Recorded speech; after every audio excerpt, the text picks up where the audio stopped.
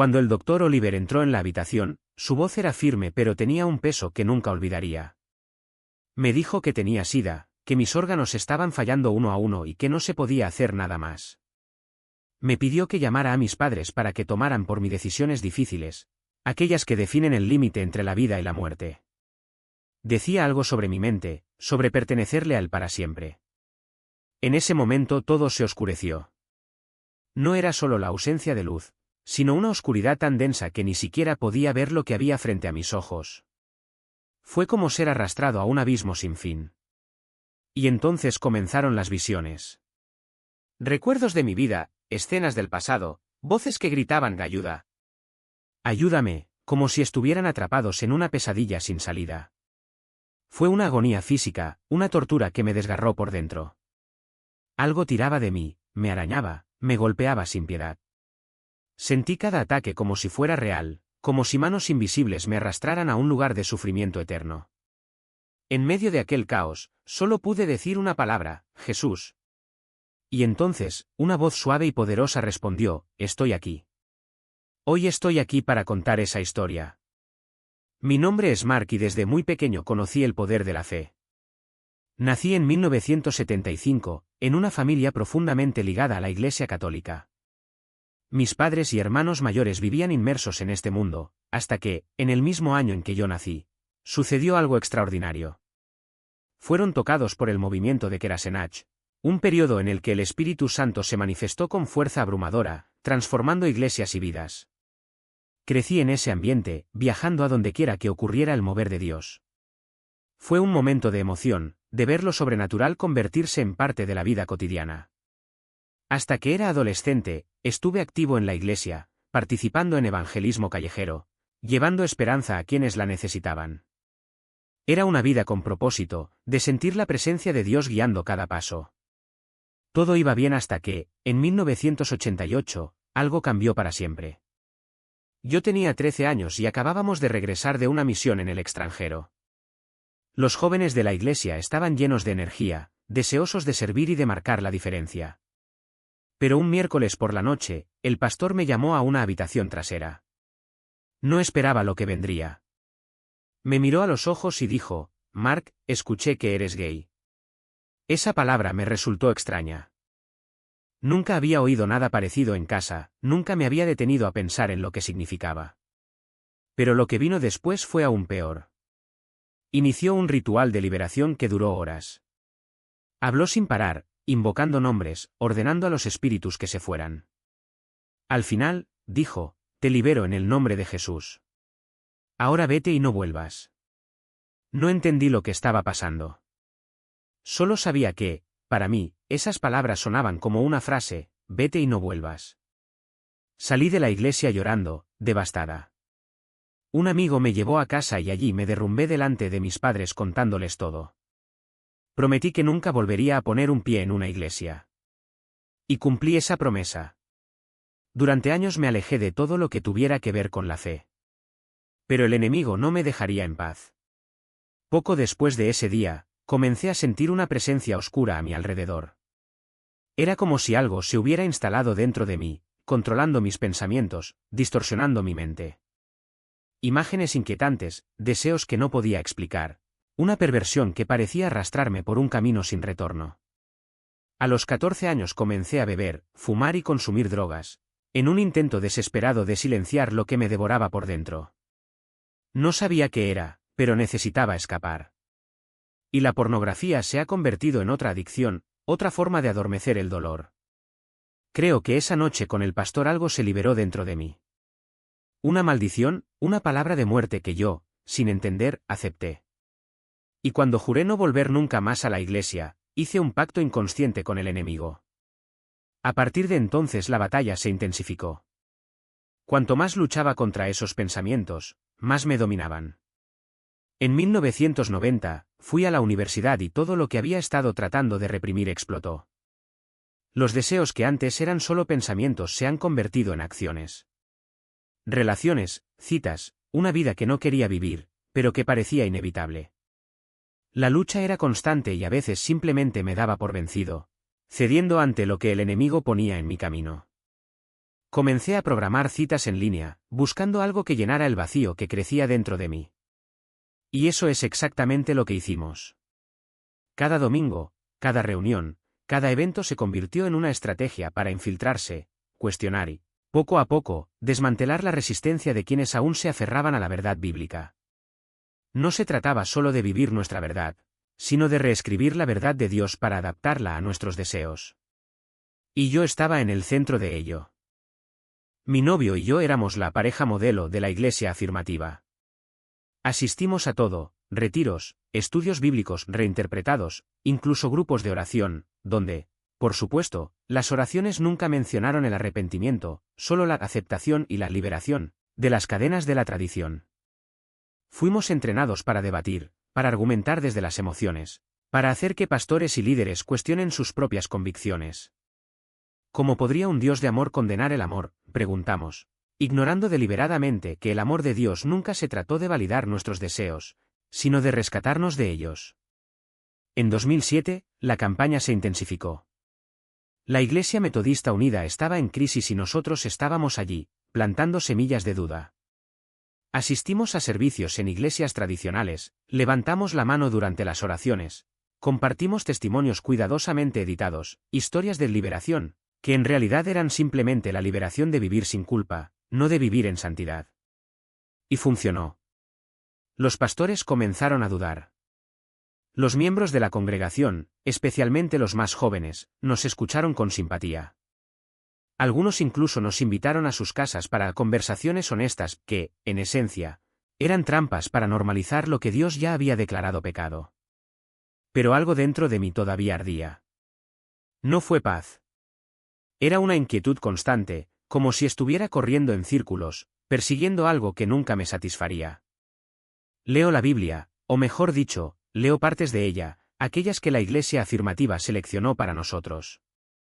Ignoré pasajes como Romanos 1, donde Dios describe la rebelión humana contra su orden natural, o 1 Corintios 6, que deja claro que los inmundos no heredarán el reino de Dios.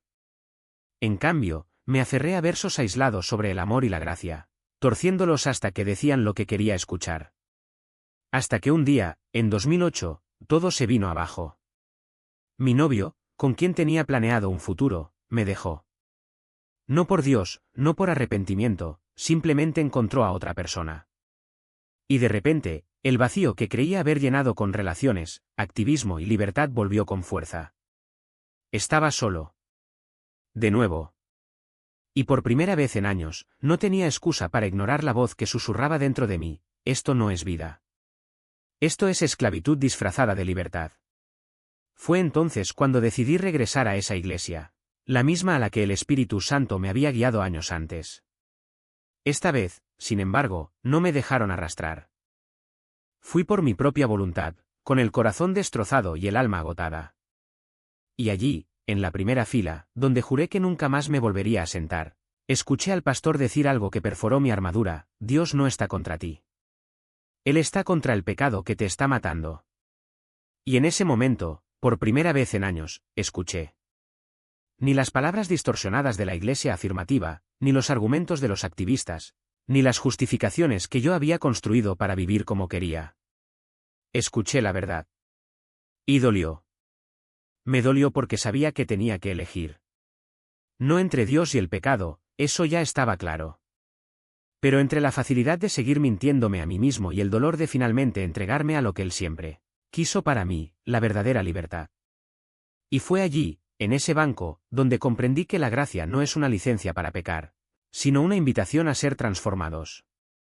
Y por primera vez en mucho tiempo dije que sí. No a una vida perfecta. No a un camino sin luchas. Pero a una vida donde el pecado ya no tendría la última palabra. La batalla se libra por mí. De un lado, la oscuridad susurraba que ya estaba perdido, que mi cuerpo era solo un campo de derrota, que la muerte ya había marcado su territorio en mí. Por el otro, la luz, firme, inquebrantable, que no vino de mí, sino a través de mis padres, de mis hermanos, de cada voz que se alzó en oración. No le pidieron a Dios que me sanara. Declararon que Él ya había sanado. No pidieron clemencia. Exigieron que se manifestara la justicia del cielo, porque sabían que la sangre de Jesús no era una petición tímida, sino un decreto. Y entonces, el día 22, algo cambió. No fue un milagro ruidoso, con trompetas o relámpagos. Se parecía más al amanecer después de una noche interminable, lento, silencioso, pero inevitable. Primero, sentí que el peso de la oscuridad se disipaba, como si manos invisibles estuvieran arrancando las cadenas que me ataban al miedo. Luego llegó el sonido, débil, casi imperceptible, de mi propia respiración. No era el aire que entraba por los tubos, sino mi cuerpo queriendo respirar. Y entonces, como si alguien hubiera encendido una bombilla en mi interior, abrí los ojos. Lo primero que vi fue el rostro de mi madre. Ella no lloró. No sonrías. Él estaba allí, con sus ojos fijos en los míos, como si nunca hubiera parpadeado desde el día en que entré en coma. Y cuando nuestras miradas se encontraron, ella simplemente dijo, «Bienvenido de nuevo, hijo. El enemigo ha perdido». No hubo alivio inmediato ni celebración. Existía, efectivamente, la certeza de que allí había ocurrido algo más grande que la muerte. No era solo mi cuerpo el que estaba vivo. Fue mi alma, la que durante años se había acostumbrado a vivir en las sombras, la que finalmente entendió lo que significaba ser redimido. Los médicos lo llamaron remisión espontánea. Dijeron que era un caso raro, casi imposible. Pero yo sabía la verdad. No fue ciencia. Fue la guerra. Y el cielo había ganado. Cuando me quitaron el soporte vital, no fue solo aire lo que regresó a mis pulmones. Era la convicción de que, si Dios me había sacado del abismo, no me correspondía volver a la misma vida de antes. Se suponía que debía vivir de otra manera. Ya no como un hombre que se escondía detrás de excusas, sino como alguien que había visto, con sus propios ojos, lo que sucede cuando el infierno intenta reclamar una vida, y el cielo dice que no. Esa experiencia no me hizo perfecto. Pero me hizo consciente. Conscientes de que el pecado no es solo una elección equivocada, es una estrategia del enemigo para robar nuestra identidad. Conscientes de que la gracia no es un pase libre para seguir por el mismo camino, sino un arma para romper las cadenas. Y, sobre todo, conscientes de que la Iglesia no es un club de personas impecables, sino un ejército de pecadores salvados, llamados a luchar, no unos contra otros, sino juntos, contra las tinieblas. Hoy, cuando miro hacia atrás, no veo a un hombre débil que casi muere. Veo a un hombre que fue roto para ser rehecho. Y si algo he aprendido en este proceso es que Dios no nos rescata para dejarnos donde nos encontró. Él nos rescata para llevarnos más lejos. Más lejos del miedo. Más lejos de la mentira. Más lejos de todo lo que nos impide vivir como Él siempre soñó, libres. No libres para hacer lo que queramos, sino libres para ser quienes Él nos creó para ser. En un campo de batalla entre la vida y la muerte, entre el cielo y el infierno. Fue real. Tan real que podía sentir el peso de cada segundo, la feroz lucha entre dos fuerzas que competían por mi destino. De un lado, la presencia de Satán, fría, asfixiante, como un veneno que corre por mis venas. Por el otro, la presencia de Dios, caliente, vibrante, como un fuego que no consume, sino que purifica. Y se enfrentaron. Brutalmente. Sin respiro. Y yo, en el medio, era el territorio de esta guerra. Durante 22 días estuve allí, inmóvil en la cama, pero por dentro era un huracán. Cada aliento fue una batalla. Cada latido de mi corazón, un grito de ayuda. Mis padres, a mi lado, no se dieron por vencidos. Hablaban las Escrituras como si empuñaran una espada, Marcos vivirá y no morirá, y proclamará las obras del Señor. Mayor es el que está en Marcos que el que está en el mundo. En todas estas cosas Marcos es más que vencedor por medio de aquel que lo amó. Escribieron estos versos en papel, los pegaron en la pared y los repitieron una y otra vez, como un mantra de fe. Y hoy sé que por eso esa lucha se volvió tan intensa, porque estaban luchando por mí con toda la armadura de Dios. Cada pieza de esta armadura, descrita en Efesios 6, apunta a Jesús. ¿El escudo de la fe? Es confianza en Él. ¿La espada del Espíritu? Es el Verbo que Él encarnó. ¿La coraza de la justicia? Es su justicia, no la nuestra. No estaban luchando solos. Jesús estaba allí, no solo a su lado, sino sobre ellos, dentro de ellos, a través de ellos. Y esta batalla espiritual fue tan real como los tubos que me mantuvieron con vida. Los médicos, todo este tiempo, observaron asombrados. Nunca habían visto nada parecido. Mi cuerpo se retorcía en violentas convulsiones, como si algo, o alguien, me estuviera desgarrando por dentro. Las manos, especialmente, eran un problema. Lucharon tanto que tuvieron que estar atados a la cama todo el tiempo. Si logra liberar sus manos, se arrancará el tubo de la tráquea y morirá instantáneamente, advirtieron. Y fue entonces cuando el Espíritu Santo habló a mis padres. Así es como Satanás se llevará a Mark. Así es como intentará matarlo. Mi madre y mi padre lo entendieron enseguida, no se trataba simplemente de una recomendación médica. Era una estrategia enemiga. Y mi padre, que nunca más se separó de mi lado después de eso, se quedó allí, mirando. Sabía que cada detalle importaba. Entonces, aquella noche del 22 de marzo de 2008, algo sucedió. Una enfermera entró en la habitación y sin previo aviso, me soltó las manos. Mi padre, que nunca la había visto antes y nunca la volvería a ver, saltó de su silla. «No puedes hacer eso. Hay que atarle las manos». Ella lo miró con una sonrisa extraña y simplemente dijo, «Él va a estar bien». Y se fue. Mi padre corrió tras ella desesperado, pero cuando regresó, yo ya le había arrancado el tubo de la garganta. Fue un acto involuntario, un reflejo de mi cuerpo en agonía. Pero lo vi. Vi el momento exacto en que la oscuridad me tragó. Ya no era la habitación del hospital. Fue un abismo. Un vacío tan denso que parecía absorber la luz de mis ojos. Y entonces comenzaron las visiones. Escenas de mi vida pasaron ante mí como una película de ritmo rápido. Cosas que había hecho. Errores. Opciones. Momentos en los que le había dado la espalda a Dios. Y luego, el horror. Un lugar donde los gritos resonaban sin fin. Voces desesperadas que gritan, «¡Ayúdenme! ¡Sáquenme de aquí!». Y cuanto más me acercaba, más fuertes eran los gritos, más se intensificaba el tormento. Era como si unas manos invisibles me arañaran, tiraran de mí, me golpearan. Los demonios me rodearon, riendo, escupiendo palabras de condena. «Eres nuestro. Siempre has sido nuestro». Y no tuve fuerzas para resistir. Hasta que, en medio de la desesperación, algo dentro de mí se rompió. No fue un grito. Fue un gemido. Un grito que vino desde lo más profundo de mi alma. Y dije el único nombre que importaba, Jesús. No fue una oración elaborada. No fue una petición bonita. Fue un grito de misericordia. Y en el momento en que el nombre salió de mis labios, escuché la respuesta, «Estoy aquí». No era una voz distante. Era él, presente, real, más cercano que el aire que no podía respirar. Y entonces llegó el viento. Nunca antes había visto el viento. Pero en ese momento lo vi. Fue como si el cielo mismo se abriera y una explosión divina invadiera la habitación. El viento no sopló, explotó. Las paredes temblaron. El equipo tembló. Y vi con mis propios ojos cómo Satanás y sus demonios eran arrancados de mi cuerpo, como hojas secas en un huracán. Fueron expulsados, expulsados con una fuerza que no era humana.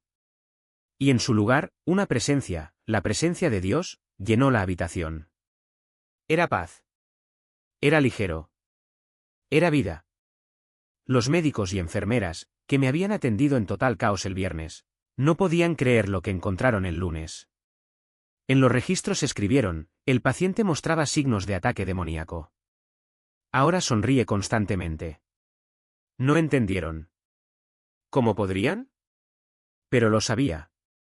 Porque aquel domingo de Pascua de 2008 me encontré con el poder de la cruz. No como símbolo, sino como realidad. Todo lo que yo era, mis pecados, mis debilidades, mis enfermedades, fue puesto allí, en ese árbol. Y Jesús no solo cargó con el peso. Él lo destruyó. Mi cuerpo, que había fallado por completo, empezó a repararse a sí mismo. Mis órganos, que según los médicos eran irrecuperables, empezaron a funcionar de nuevo. Mi mente, una vez nublada por la oscuridad, se inundó de luz. Y supe, en ese momento, que no era solo un milagro. Fue una declaración. Dios no nos salva para dejarnos en el mismo lugar. Él nos salva para llevarnos más lejos. Más allá del miedo. Más allá de la vergüenza. Más allá de todo lo que nos frena. Porque la libertad que Él ofrece no es para que hagamos lo que queramos. Debemos ser quienes Él nos creó para ser. Se desmoronó dentro de mí. Se me acabaron las fuerzas, mis pulmones dejaron de responder, mis riñones colapsaron y mi corazón, antes tan lleno de rebelión, ahora apenas latía un hilo. Durante esos 22 minutos que la muerte me cobró, 22 minutos que los monitores gritaron en silencio, que los médicos declararon el fin, sucedió algo más allá de la medicina. Algo que no se puede explicar ni con protocolos ni con estadísticas. Porque cuando el viento del espíritu invadió esa UCI, cuando sopló sobre mi cuerpo destrozado, Satanás no tuvo más remedio que retirarse. Y en un instante todo cambió. Cada órgano, previamente condenado, empezó a latir nuevamente. Cada célula, una vez marcada por la enfermedad, fue restaurada. ¿Y yo? No solo volví a la vida, fui recreado. Pasé una semana en la UCI, presenciando cómo lo imposible se hacía realidad, hasta que me transfirieron a rehabilitación. Y allí, día tras día, volvieron las fuerzas. Pero no era solo el cuerpo el que se estaba recuperando. Era el alma. Porque en ese momento de entrega total, cuando dejé de luchar contra Dios y le dejé tomar el control, algo dentro de mí se rompió para siempre. Y entonces, por primera vez, escuché su voz claramente. El Espíritu Santo no susurró promesas vagas. Habló con autoridad: te casarás con esa mujer. La que conoces como amiga. Y supe, en lo más profundo de mi ser, que era verdad. Porque cuando Dios habla, no solo lo anuncia, sino que cumple. En junio de 2008, después de 3 meses entre hospitales y rehabilitación, dejé atrás las máquinas, los tubos, la sombra de la muerte. Y en noviembre de ese mismo año, ante Dios y los hombres, me casé con Beth. No por casualidad. No por coincidencia. Sino porque el Señor había marcado un camino donde antes solo había ruinas. Hoy servimos juntos, sin reservas. Porque entendemos que la gracia no es un premio para los perfectos, sino una invitación para los quebrantados. ¿Y mi vocación? Está llegando a aquellos que, como yo una vez, están atrapados en cadenas que el mundo dice que son irrompibles. Especialmente aquellos que luchan con su identidad, con deseos que la sociedad etiqueta como vergüenza, con una voz interior que susurra: aquí no tienes lugar. Conozco esta batalla. Conozco el peso del desprecio, el frío del aislamiento, la mentira de que Dios le dio la espalda. Pero también sé la verdad: Él nunca nos abandona. Él nos encuentra justo donde estamos, incluso si ese lugar es el fondo de un pozo. Cuando Beth y yo nos casamos, no teníamos nada. Las facturas del hospital lo habían consumido todo. Perdimos nuestro hogar, nuestros sueños parecieron desmoronarse. Pero Dios no nos dejó desamparados. En la primera iglesia que visitamos en Tallahassee, una pareja, desconocidos hasta entonces, nos llevó a almorzar ese mismo domingo.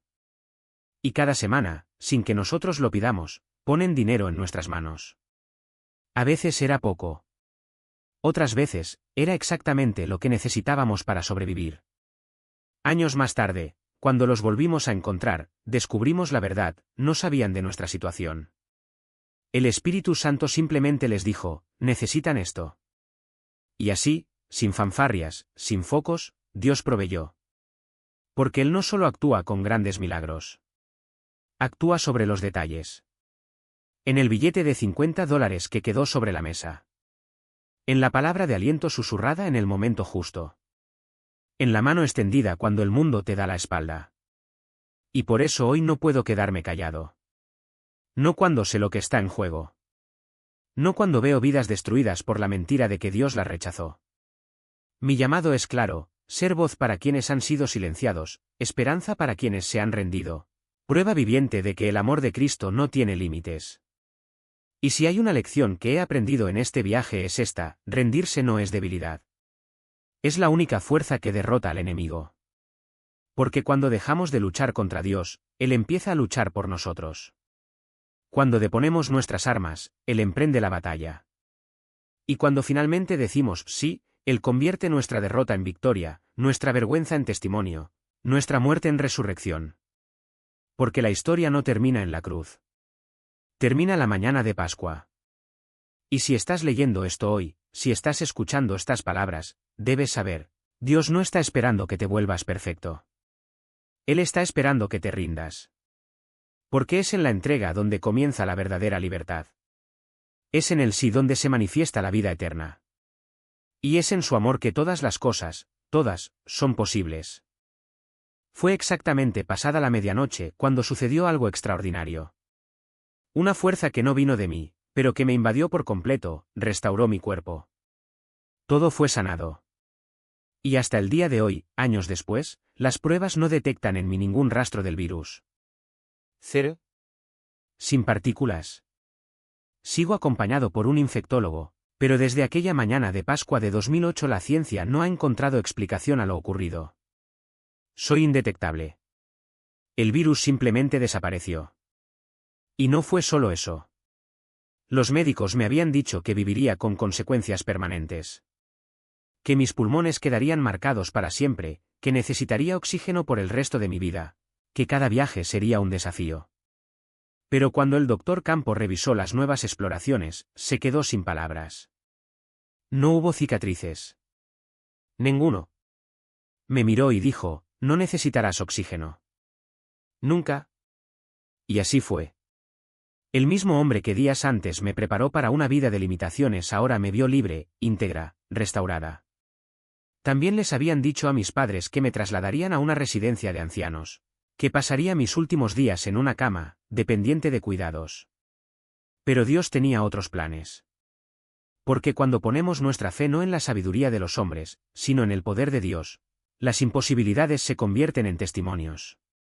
Y eso es lo que pasó. No fue la medicina lo que me curó. Fue el toque de alto. Fue el mismo Dios que resucitó a Lázaro después de 4 días en la tumba. El mismo Dios que convierte las cenizas en belleza, el duelo en alegría, la muerte en vida. Durante años llevé mi testimonio en silencio. La vergüenza del pasado me retenía como una pesada piedra sobre mi pecho. Hasta que, en 2018, durante un momento de devoción, escuché una palabra que lo cambió todo. Un hombre hablaba de Lázaro, de cómo Jesús vino al sepulcro y ordenó, «Quitad la piedra». Y luego Lázaro se fue. Y él dijo, algunos de ustedes tienen piedras delante de sus historias. Piedras de miedo, de vergüenza, de dolor. Es hora de quitarlas. Es hora de salir de la tumba y contar lo que Dios ha hecho. En ese momento, el Espíritu Santo habló a mi corazón, no te saqué de la muerte para que callaras. No te saqué del infierno para que ocultaras mi gloria. Ve y di. Ve y di al mundo que yo soy el Dios que resucita a los muertos. Y así empezó todo. Hoy dirijo un ministerio llamado Exchange en Orlando, Florida, donde caminamos junto a hombres y mujeres que luchan con su identidad, con sus heridas, con sus dudas. No estamos aquí para cambiar quiénes son. Estamos aquí para presentarles al único que puede transformar lo que está roto, Jesús. Porque el objetivo no es la heterosexualidad. El objetivo es la santidad. La meta es una vida entregada al Señor, donde Él es suficiente. También apoyamos a padres y familiares que sufren al ver a sus hijos en conflicto, que se sienten perdidos, que no saben amar sin condicionamientos. Enseñamos que el enemigo ataca en 5 áreas principales: trauma, desobediencia, maldiciones familiares, votos y heridas no tratadas. Y mostramos que para luchar por aquellos a quienes amamos, primero debemos mirar nuestras propias cicatrices. Porque solo aquellos que conocen la restauración pueden ofrecer esperanza. Nuestro ministerio se basa en 3 pilares: coherencia, compasión e integridad. Seamos coherentes en la verdad de la palabra, sin renunciar al amor. Somos compasivos porque sabemos que muchos han sido heridos por la Iglesia, rechazados en el nombre de Dios. Y somos completos, porque entendemos que la transformación no viene de nosotros, sino del Espíritu Santo. Podemos ayunar, orar, llorar, pero solo Él puede cambiar los corazones. Hoy, nuestro alcance es global. Contamos con grupos presenciales y online, donde personas de diferentes países se reúnen para compartir sus luchas, su dolor y, sobre todo, sus victorias. Porque no importa el tamaño de la tumba en la que estés. Si Jesús dice, sal, hasta las piedras más pesadas serán quitadas. Y si estás leyendo esto hoy, debes saber, Dios no está esperando que tengas todas las respuestas. Está esperando que digas sí. Que le permitas quitar las piedras de tu pasado, que sane tus heridas, que escriba una nueva historia con las cenizas de tu vida. Porque Él no te salvó para que pudieras vivir escondido. Él te salvó para que puedas brillar. Para que puedas decirle al mundo que, con Dios, hasta lo imposible se vuelve posible. ¿Y si hoy es el día en que decides no cargar más con este peso solo? Porque la verdad es que no lo necesitas. Jesús no vino para que viváis una vida de migajas de esperanza, sino para que experimentéis la plenitud de su amor, un amor que no se rinde, que no se cansa, que no os abandona en los valles más oscuros. Un amor que transforma el no puedo en el ya ganó. Mira a tu alrededor. Quizás estés rodeado de voces que te dicen que tu situación es irreversible, que tus heridas son demasiado profundas, que tu pasado es demasiado grande para superarlo. Pero os digo, estas voces no conocen el poder de un Dios que resucita a los muertos, que convierte el agua en vino, que divide el mar. Si lo hizo por los demás, ¿por qué no lo haría por ti? La única pregunta que importa es, ¿estás dispuesto a dejar que Él lo haga? No espere hasta sentirse lo suficientemente fuerte. No espere hasta tener todas las respuestas. Ven tal como estás, quebrantado, cansado, dudando, y deja que Él comience a reconstruirte. Porque la libertad no es algo que se logra solo, es algo que Él ya compró para ti en la cruz. Y hoy, ahora mismo, Él se acerca y dice, ven. Tengo algo mejor para ti. Y si estás viendo esto y sientes que no hay salida, quiero que sepas, hay personas a tu alrededor que no están aquí para juzgar, sino para caminar a tu lado. No es debilidad pedir ayuda, es valentía reconocer que no hay que luchar solo. Hay comunidades, hay brazos abiertos, hay un Dios que nunca te deja ir, incluso cuando pensabas que se había olvidado de ti. Por eso, en este momento, te invito, cierra los ojos, respira hondo y di en tu corazón, Jesús, te necesito. No sé cómo, pero elijo confiar. Ven y haz en mí lo que solo tú puedes hacer. Porque cuando das ese paso, sucede algo sobrenatural. Las cadenas comienzan a romperse, las puertas se abren y lo que parecía imposible se convierte en el comienzo de una nueva historia. Y para aquellos que ya conocen esta libertad, que ya han experimentado este amor transformador, no se lo guarden para sí mismos. Hay alguien a tu lado que necesita escuchar que hay esperanza. Que necesitas ver, a través de tu vida, que Dios todavía está en el negocio de obrar milagros. Así que levántate. Hablar. Compartir. Porque el mundo necesita personas que no solo conozcan la verdad, sino que vivan como si fuera real, porque lo es. Señor, te damos gracias en este momento. Te damos gracias porque eres fiel, incluso cuando nosotros no lo somos. Te damos gracias porque ves lo que nadie más ve, el potencial, la fuerza, la belleza escondida en cada corazón que clama a ti. Por eso, hoy declaramos a cada persona que observa, que tu espíritu venga como un río, lavando todo el dolor, toda la vergüenza, toda la duda. Que cada herida sea tocada, cada cadena rota, cada lágrima enjugada. Y que, a partir de hoy, sepan, sin lugar a dudas, que no están solos. Te pedimos, Señor, que levantes un ejército de personas que no tengan miedo de vivir la verdad, que no se avergüencen de tu nombre, que estén dispuestas a ser luz en medio de las tinieblas. Que cada uno de los aquí presentes sea un instrumento en tus manos, llevando esperanza, amor y libertad donde quiera que vaya. Y que, al final de todo, el mundo ve y sabe, solo Jesús transforma. Solo Jesús salva. Solo Jesús satisface. En tu nombre poderoso, el nombre que está sobre todo nombre, oramos. Amén. Amén.